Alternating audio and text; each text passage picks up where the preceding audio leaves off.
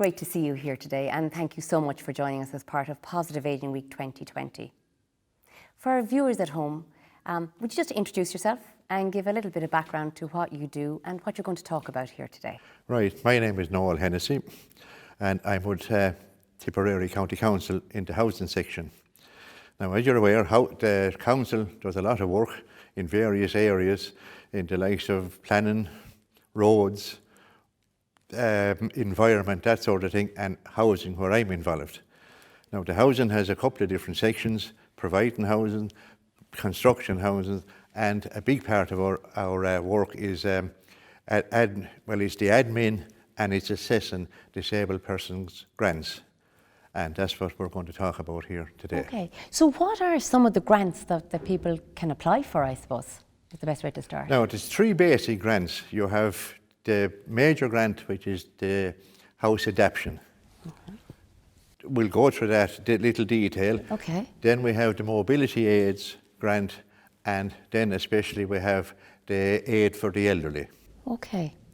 So will we start a little bit then, as you said, with the three there? Should we start just with the first one, the adaptation grant? What is that and what does that involve? Now, the adaptation grant is if there's major works required in your house. Okay. Now, for example, you could have a two-storey house, all your bedrooms are upstairs, your bathroom is upstairs, but you cannot access them or use them. You don't have any room downstairs to do anything about it, to convert a room. So now, in that instance, you're probably looking to build an extension. The extension consisting of a bedroom and an ensuite, a wet room ensuite, which can be constructed. And you'll get a maximum grant of that of 30,000. Okay. Now, there is a little difference on the grant figures based on the income coming into the house, but that's the max of the grant. Now, that's just one example. There is other examples of what you can do under that scheme. Yeah. Okay. And then the mobility aid grant as well. Again, I know we're dipping into them just slightly, but what are mobility aids? Now, the mobility aids grant has a maximum of 6,000, and we will use that for the lesser costly jobs. For example, maybe a little ramp at a door. We might be able to convert an existing bathroom if the works aren't major. We can also, very importantly, do a stair lift, provided the stairs is straight, and I'll explain that to you in a little bit more detail later, okay? Okay, so I need a straight stairs, I'm interested. And then I suppose because we're on Positive Ageing Week and we're looking at our older generation, housing aid for older people's grant, could we look a little at that in a bit more detail maybe? We can indeed, yeah. So there's three main areas with that. It's roof, either repair or totally replace. It's electrics, and that may involve a complete rewire of the house, and windows and doors. Now, windows and doors is a slight little nightmare at the minute, but the department have certain regulations put into place which we have to abide by. So, for example, double glaze, if you have existing double glaze, and you just might feel like changing them, you're not going to get it. We're after really the old single glaze, either wooden, aluminium, it doesn't matter, as once they're single glaze in bad condition, then we can replace them. Now, the big thing with that is there's a maximum of 4,500 is all we can spend. Okay. The grant is an €8,000 max, but the department have set a figure of 4,500 on the max you can spend on windows and doors. Now, there's another little part about windows and doors, and for the old people, it's not wrote anywhere. You won't find it in a checklist. But I had a particular little old lady in a town, and all she wanted was a door and a window. Now, they weren't too bad, but when I called out to her, you could see by her that she was living a kind of nearly in terror. Someone had attempted to break into the house, didn't succeed, thankfully, but for 3 months she never slept a full night because she was always worried, okay? We fitted our door, we fitted our window, we covered all our boxes, but the biggest thing we gave that little lady was security in her own house, and now change her life around. So that's important. You must read the hidden little things when we do call out. Okay. So do you actually call out then to look at what's to be done? We do. It's a little bit difficult at the minute because of COVID reasons, but we do. We will call out. Now, for a stair lift, For any of the grants, number one, you will need a doctor cert, unless it's 8 for the elderly. Okay, that's a slightly different thing. But for the other grants, you need a doctor cert. For major works like an extension, a major exchange of some room in the house or a stair lift, you will also need an occupational therapist report as well. Okay. But we still call out, and my main job and my colleague's job is, doctor wants A, an OT wants A, can we fit A into the house structurally? And that's what I'll decide. Now, sometimes when we call out, it may not be workable. So we will suggest and we will come up with something to fit the house in union with the applicant. I mean, it's their home, they're the important person, so you must deal with the person and what their particular needs is. And what fits your house, the same house down the road, it may not fit, different person. So vital that you give us that sort of information when we do call out. And I suppose it gives the person reassurance that in actual fact you're hearing exactly what their needs are and you're going to do your best to help them. Yeah.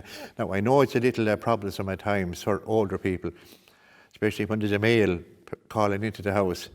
I had one, we learn as we go along.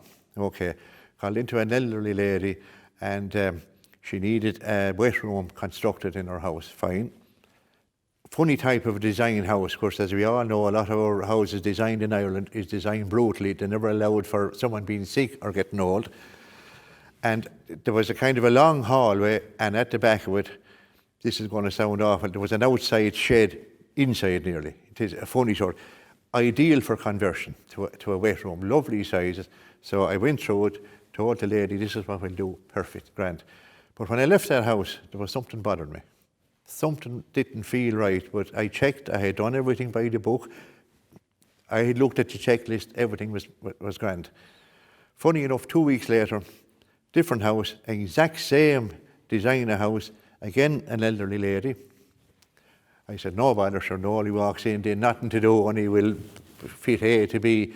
And she let me speak away. When I was finished, she said, no, that's not going to work. And I said, why? She said, that's actually too far away from me. If I need to go to the toilet, I'm not going to reach it in time. Grand. I said, that's no problem. We can now do something different and fine. That's all she had to say to me. So then the penny dropped. So I then rang my first lady and I said, by the way, if we put the toilet where I said we were going to put it, is that too far away from you? And she said, yes, it is. So we changed it. Now, I can understand her being a little embarrassed to tell me that maybe there was a little incontinent problem or whatever it was. But I don't want details. That's all she had to say. That's a little bit too far away from me. Fine, we'll sort it out.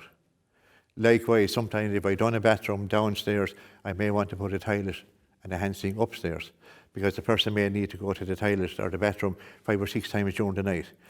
Stair lift or no stair lift, you can't be up and down and you need to reach it in time. So we'll give a toilet upstairs. Don't be shy to ask. So I suppose what I'm learning is that thing of if I'm coming to you for a grant, I don't have to give you why I need something here, but maybe there's a way around it and ask you the question. And sometimes the doctor may have that indicated or the OT may have that indicated, but in this case, no one had indicated. And unless I tell you, you're not going to know. Tell me. And again, we are not looking for private or embarrassing information, a general picture that this will work for me or this won't. Look, we're seeing it every day, we're used to it. It's confidential. Whatever you tell me in your house stays in your house, doesn't go anywhere else. And that's very reassuring for people to know. When I'm going for the grant, is it that I own the house? What way does it work, say, when I come to you? Now, of course, it's 3 things really. Basically, you own the house yourself. It may be another family member may have a share in it or actually may own it. Or indeed, it may be a long-term rented house. Okay, your own house, no problems. Another family member has a share or owns the house. We just need a declaration for them that you can go do the works. Again, with a long-term lease, we need a note from the landlord to say, I am happy to let you proceed with these works. Our aim is to look after the person.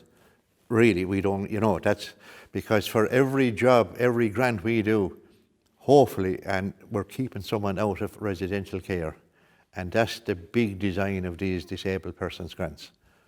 So it's about helping a person to live in their own home. Live in their own home, and of course, as you well know, everyone is much happier in their own home. They'll even get better if that's the case in their own home quicker. And look, in some cases, sadly, there may be a terminal illness or something. If it's a year, if it's 2 years, let them have the best quality of life they possibly can in that space of time. And that's what our job is to do. And the change we can bring on people by the fact of some little major works or even small works. We rewired a house for an old lady in Roscrea. I met her son after, and he said I had given her another 10 years of life. And I said, why? He said, she was so worried that this house is going to burn down on top of her some night because of the wiring. So the little jobs are black and white, but they can have a huge knock-on effect as well to people's well-being. And that's fierce important. You know. It's to feel heard and understood and feel safe. And feel safe. So you said there about the house, the lady was worried that the house could burn down because of the wiring, I think you said. So I know you give a little bit of a list. You said roof, electrics, windows and doors. So tell me, can I ask a little bit about the roof and the electrics? How is that covered, we'll say, or no, the roof, obviously, I will make the call, or my colleagues will make the call on the roof. If it's repairable, we'll allow for the cost of the repairs. If it's not, it's probably a re-roof. So the person then just gets a competent contractor to give us a quote, okay? Now, sorry, I should have also added in, we can do heating there as well, okay? Electrics and heating, we will need, for example, electrics, we will need something from a registered electrician to say why the house needs rewiring. Equally, if the heating system is in dire straits, we will need something from central heating contractor explaining to us why it needs replacing or repairing. And that's fine, we can go with that then. Okay, so I suppose then the next part that's coming to my mind is be open and honest with you about what I need, like the lady with the bathroom, but also my heating or whatever. Let me get my quotes, go to somebody reputable and come to you and say, look, this is the reality of what needs to be done. Am I looking for charity if I come to you? No, and it's a huge issue with the older people. The first thing they'll tell you is, I worked hard all my life, I paid for everything, I never got anything or looked for anything. It is not charity. I'm going to say that again. It's not charity. It's an entitlement. Every citizen in this country has that entitlement. If it's for the elderly, it's your age. Once you're 66 or over, the other 2 grants if you have a disability. But definitely it's not charity. Okay. And you know, you mentioned the stair lift earlier on, and you said to me that there's a stair lift that sort of goes straight up. Then you said when we were chatting before we came on camera about like a shaped stair lift.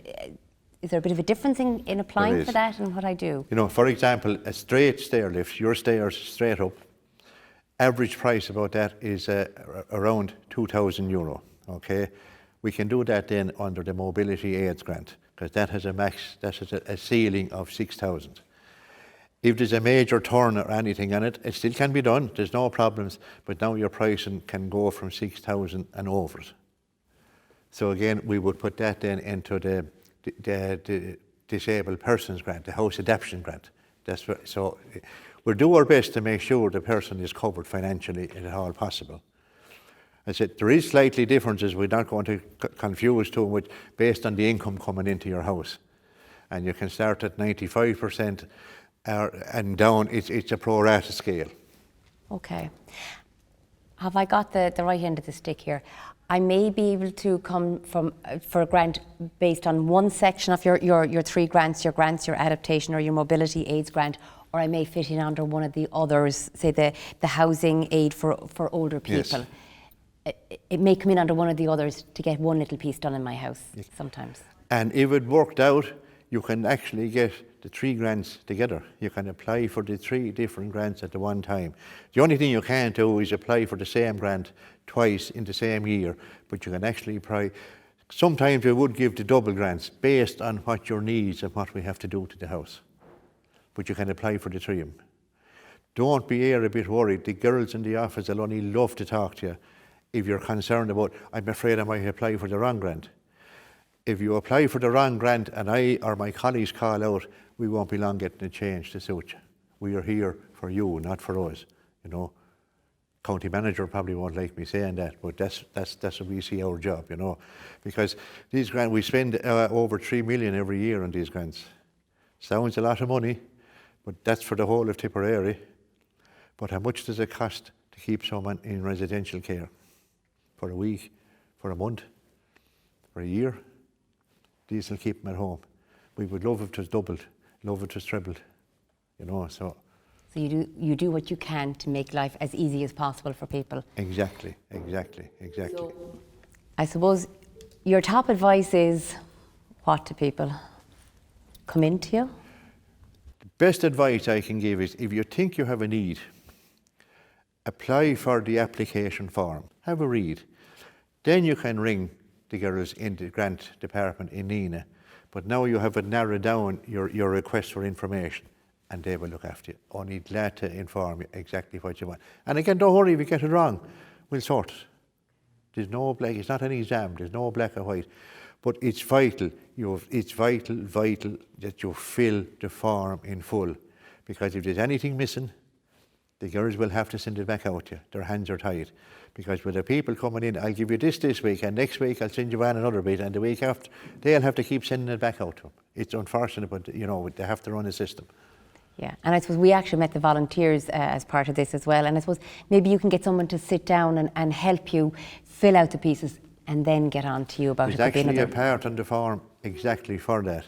It can be a friend, it can be a family member, it can actually be a counsellor. And we can, if you're a bit worried about me coming out, you can have that person there when I do come out, and we'll go through them. So again, we would advise someone, if you're a little bit worried from a technical point of view or whatever, have your friend appointed. They'll have their phone number on the form. If you want, we can contact them first before I go to you. That's brilliant. It's a great, and that can be your counsellor. A lot of the counsellors now, or even the TDs, they have their constituency office, and they're very good girls in that. And they're as good as us nearly. So go in and talk to them if you have to. That's what they're there for. But no, you are entitled to have a nominated person to help you. And that puts, again, people's mind at rest. It does, of course, yeah. Don't ever worry. And if you fill the form and send it in and you said, oh, mother of God, I should have stuck in this, or so, ring the office, it'll be added to it.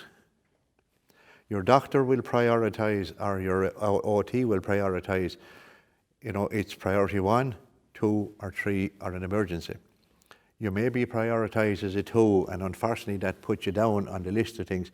But in the meantime, sadly, your condition may change, it may get worse. Get the new information into us and it can be changed. That's not a problem. There's income, obviously there's income complications in. Again, from the time you send in your form to the time this is being processed, there may be a change in that. Get that information into us. There's nothing in concrete, you know, until the job is done. Another vital part is people are concerned, well, I'll run myself into financial trouble. The important thing is you don't do any work until the grant has been allocated to you.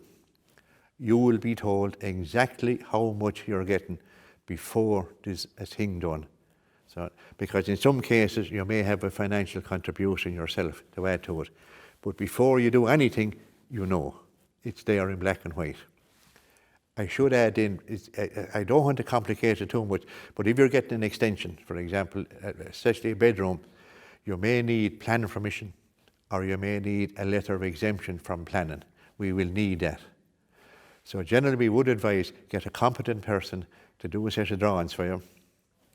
They will do for the planning office then if you need planning or need a letter of exemption, and when the works are completed, we will need that competent person to sign off on it, because we do not supervise.